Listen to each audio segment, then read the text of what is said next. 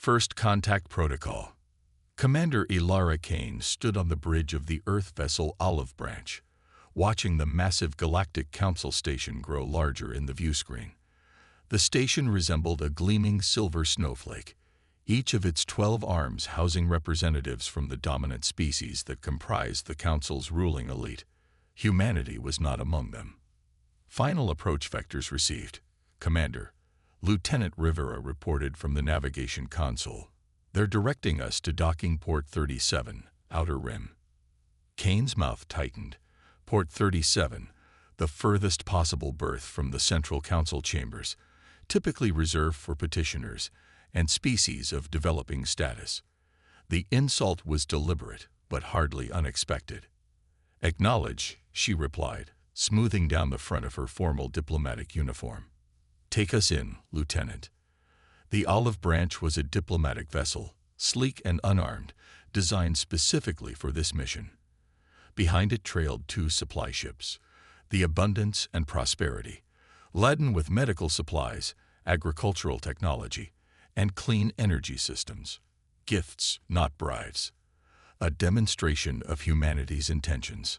"Comms from Station Control," Communications Officer Chen announced. "They're requesting we submit to a standard security sweep before docking." "Standard for whom?" Rivera muttered. Kane silenced him with a glance.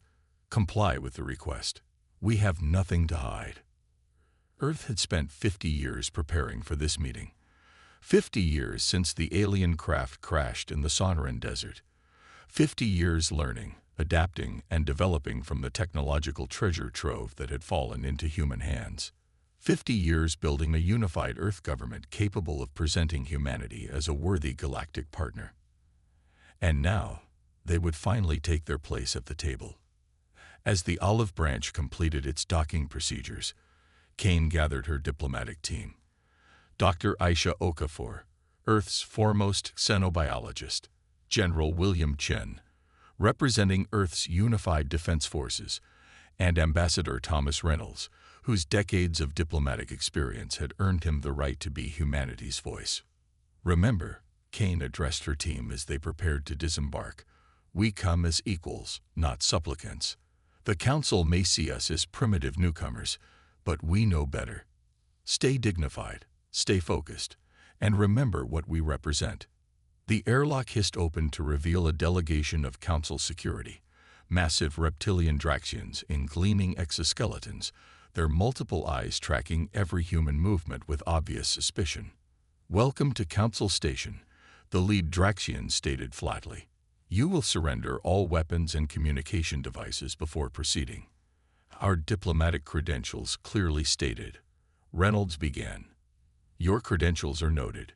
Your compliance is required," the Draxian interrupted. "The Council awaits." Kane nodded to her team. This, too, was expected. "We comply under formal protest." The journey through the station revealed its true magnificence. Soaring ceilings housed atmospheric processors that created perfect environments for dozens of different species. Gravity plates shifted subtly as they walked, adjusting to the optimal comfort level of each passing delegation. Amid this technological marvel, the human team was led not toward the Central Council chamber, but to a small auxiliary meeting room on the station's periphery. Inside waited 3 representatives, not the full Council of 12 as protocol demanded, but merely a subcommittee. The message was clear: humanity wasn't worth the Council's full attention. The Vexari representative, a tall, crystalline being whose translucent body refracted light in mesmerizing patterns, spoke first. "The Galactic Council acknowledges Earth's request for recognized status," it said, voice like chimes in wind. "State your petition." Ambassador Reynolds stepped forward, activating the holographic display they had prepared. "We come not as petitioners, but as partners," he began. "Earth proposes a mutual exchange alliance.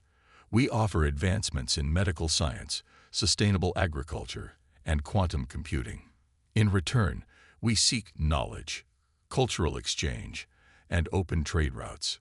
The Morrigan representative, a 6-limbed insectoid with compound eyes that glittered with intelligence, clicked its mandibles in what translator implants identified as laughter. "You offer us technologies we mastered millennia ago," it said. "Your species has barely mastered fusion power. What could you possibly contribute to galactic civilization?" "Perhaps it's not what we know, but how we think," Reynolds countered smoothly. "Humanity has developed unique problem-solving approaches. Our adaptability." "Your adaptability is precisely what concerns us," interrupted the third representative, a gelatinous Yulo whose amorphous body pulsed with bioluminescent patterns. "Your species developed from apex predators. Your history is drenched in warfare. And now you come, having reverse-engineered technology from a crashed scout ship, demanding equality." Kane stepped forward. "We come offering peace and cooperation, not demands." "Peace is the Council's purview," the Vexeri stated coldly. "Cooperation implies equality. The natural order of the galaxy is hierarchical. You will be assigned appropriate status and permitted limited development under supervision." "That's not acceptable," General Chen intervened. "Earth is a sovereign system. We won't submit to external governance." The Council representatives exchanged glances that needed no translation. "Then this meeting is concluded," the Morrigan announced. "You will return to your vessel and await the Council's formal response." As the human delegation was escorted back through the station, Kane noticed increased security presence. Draxian guards followed at a careful distance, and station traffic seemed to be rerouting away from their path. "Something's wrong," she whispered to General Chen. "This isn't standard protocol." "I noticed," Chen replied, hand instinctively reaching for a weapon that had been confiscated. "Be ready." When they reached the docking bay, Kane was unsurprised to find it empty of the usual loading crews and station personnel. Their 3 ships waited in eerie silence. "Commander," Lieutenant Rivera's voice came through her emergency comm implant. "Long-range sensors are detecting multiple vessels dropping out of FTL. Council military signatures." "Understood," Kane replied. "Prepare for immediate departure." The human delegation quickened their pace, but before they reached the airlock, the station's security system engaged. Blast doors slammed down, emergency lights flashed, and an automated voice announced, "Security breach detected. Quarantine protocols initiated." "They're framing us," Dr. Okafor realized. "Creating a pretext." Kane made her decision. "General, get Ambassador Reynolds back to Earth. Tell them what happened here. The rest of us will create a diversion." "Commander," Chen protested. "That's an order," Kane cut him off. "Earth needs to know." What followed was chaos. Kane, Okafor, and half the delegation engaged the security forces, using their knowledge of station systems gleaned from the crashed ship to override door controls and create openings. Chen and Reynolds made it to the ship with 3 others. As the olive branch disengaged from the station, emergency thrusters burning hot, Kane watched from a viewport, pinned down by Draxian guards. She saw the approaching Council warships, their weapons ports already open. She saw the Abundance and Prosperity still docked, their crews unaware of the danger. The olive branch accelerated, attempting to reach jump distance. The lead Council warship fired. There was no warning, no formal declaration, just the silent flash of energy weapons tearing through the unarmed diplomatic vessel. The olive branch shuddered, its hull breaching in multiple places. Secondary explosions followed as systems overloaded. Kane watched in horror as her ship, and most of her people, died in fire against the backdrop of stars. In the final moments before the olive branch's core went critical, a single transmission burst from its communications array. Directed not at the Council station, but toward Earth, it carried Commander Kane's final message, broadcast on all frequencies. "This is how they answer peace. Remember that when they beg for mercy." The olive branch exploded, the shockwave rocking the station. In the confusion, the Council warships turned their attention to the remaining Earth vessels. The Abundance and Prosperity, still docked and helpless, were next. Kane, bleeding from a head wound sustained in the fighting, was dragged before the council representatives, now hastily convened in an emergency session. Your attempt to smuggle weapons technology onto this station violated dozens of council laws, the Vexari accused. The destruction of your vessels was a security necessity. Kane laughed, blood staining her teeth. You've made a fatal miscalculation. Your primitive planet cannot hope to stand against council forces, the Morrigan declared. We didn't come here unprepared, Kane replied. You think that crashed ship 50 years ago was an accident. It was a gift, one of many we've been receiving for decades. The confidence in the council chamber faltered. You're lying, the Yulo said, but uncertainty tinged its translated voice. Am I? Kane smiled. Then you have nothing to worry about, do you? But when Earth goes silent, when our colonies suddenly evacuate, when your border outposts start disappearing, remember this moment. Remember you had a choice. On Earth, the emergency transmission from the Olive Branch reached the United Earth Defense Command. High Commander Valeria Santos stood before the assembled military leadership, her face grave as she played the final message from the diplomatic mission. This is how they answer peace. Commander Kane's voice echoed through the chamber. Remember that when they begged for mercy. Silence fell, heavy and absolute. The council has made its position clear, Santos finally said. Initiate Protocol Omega. All deep cover operatives, activate. All sleeper cells, go hot. All outposts, execute contingency plans. A general stood.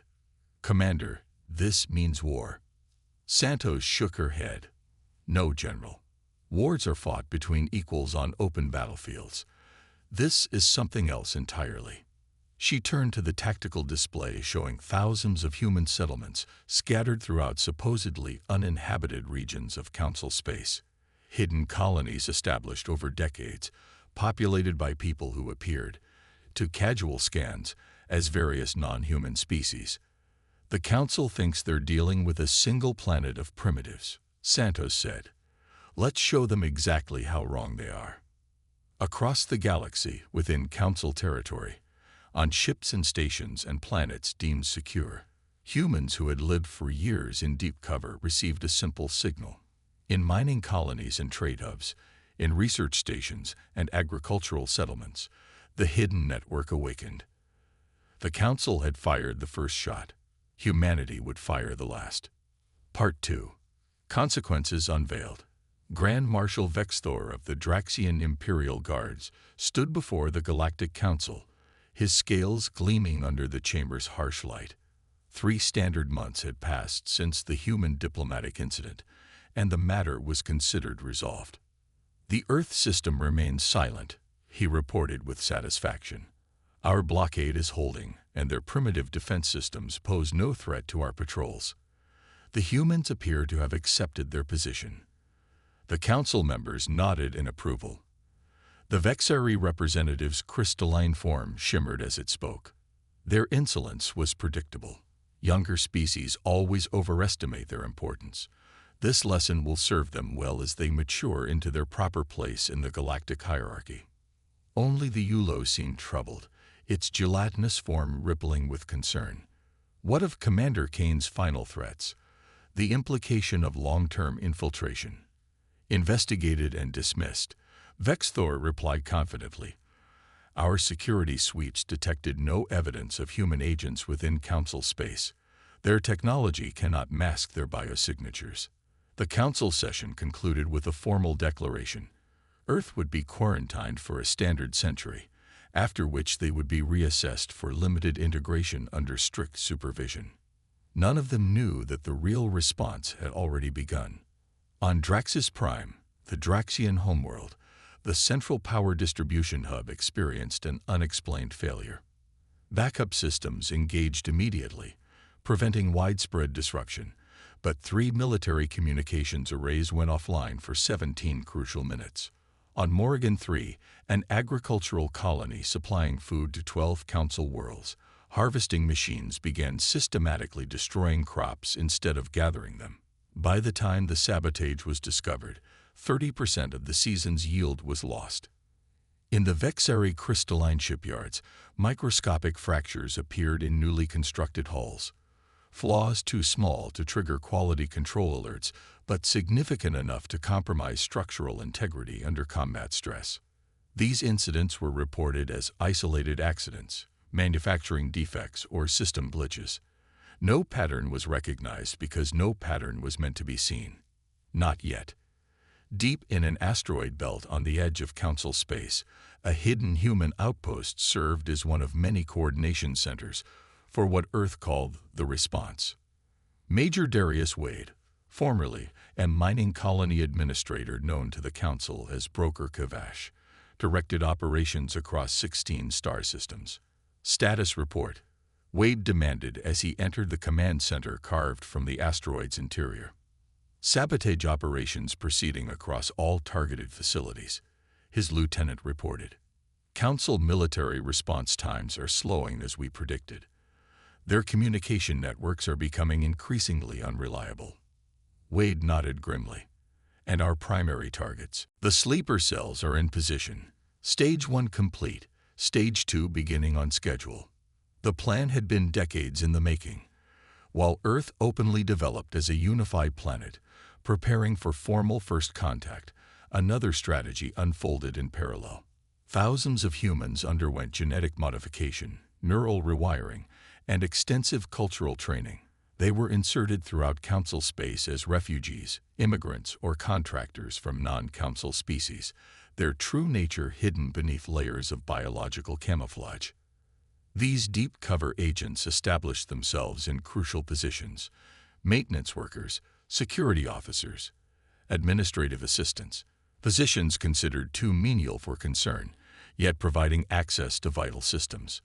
They lived double lives for years, some for decades, waiting for a signal they hoped would never come. Commander Kane's final transmission had activated them all. In the Galactic Council's Security Command, Overseer Krex of the Morrigan reviewed reports of a troubling pattern emerging across multiple systems. These incidents cannot be coincidental, Krex insisted to his subordinates. The timing, the precision. This is coordinated action. By whom? His deputy asked. The Earth system remains isolated. Their technology cannot breach our blockade. Krex's compound eyes narrowed. What if they were already here before the blockade? The question hung in the air, ominous and unanswered. On Nexus Station, the massive trade hub connecting 7 major shipping lanes, Area Chen managed environmental systems maintenance. To her co-workers, she was Tazalira, a half-breed from a non-Council race. She had served on the station for 15 years, earned multiple commendations, and attended the naming ceremonies for her supervisor's offspring. Today, she would bring Nexus Station to its knees. Routine maintenance on atmospheric processors, she reported as she accessed the central environmental controls. Estimated completion: 3 hours. Acknowledged, security replied. Proceed. Aria's fingers flew across the interface, implementing changes that would never appear in any maintenance log. Microscopic nanites, disguised as standard filtration particles, were released into the air processing system. Programmed to target specific neurological patterns, they would affect only certain species, particularly those comprising the Council leadership. Meanwhile, across the station, 27 other human operatives executed their own tasks. Security systems were subtly reconfigured. Backup protocols were modified. Emergency response procedures were rewritten.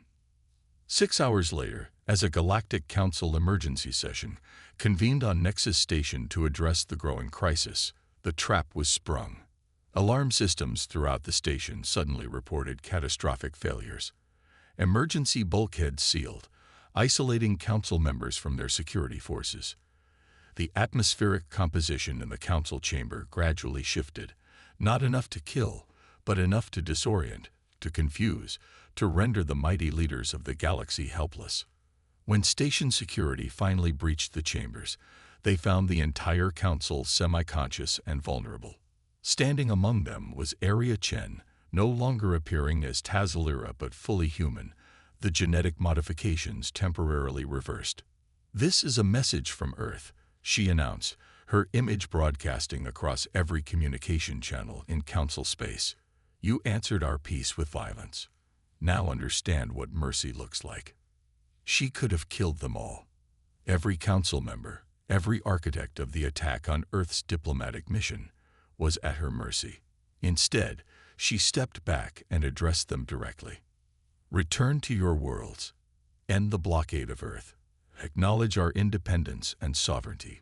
You have 48 hours to comply." The Council's response was predictable.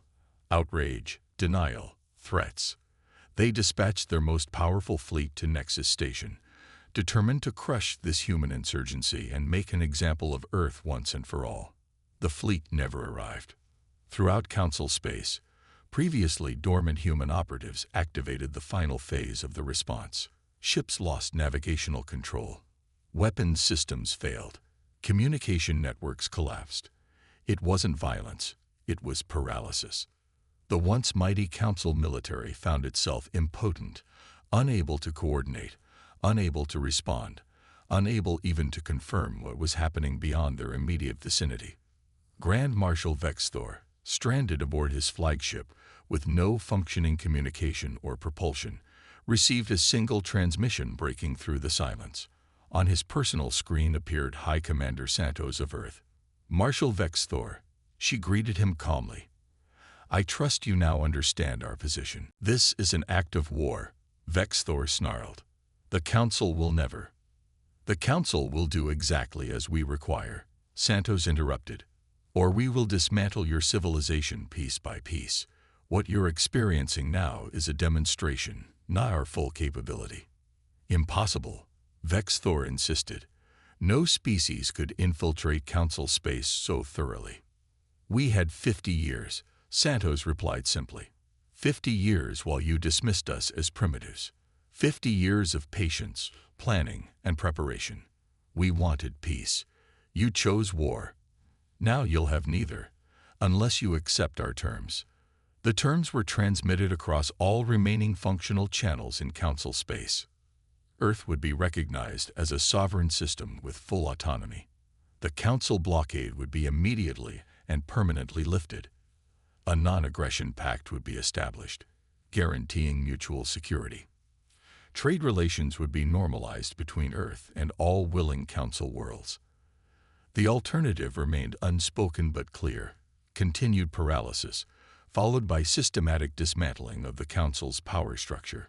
3 days later, the remaining Council representatives convened an emergency session and voted unanimously to accept Earth's terms. As Council ships withdrew from Earth's system, as communication channels reopened, as the first tentative diplomatic exchanges began, Commander Ilara Kane's final words echoed through human colonies, both known and hidden. "This is how they answer peace. Remember that when they begged for mercy." Humanity had remembered. And in the end, they had shown the mercy their enemies had not. The galaxy would never underestimate humans again. In the darkness between stars, the lesson was learned. Offer humans peace, and they will be your greatest allies. Threaten their existence, and they will become your worst nightmare. Not through overwhelming force, but through patience, ingenuity, and the absolute determination to prevail. This is the legacy of Earth's final warning. Reject our peace, and you'll regret this war forever.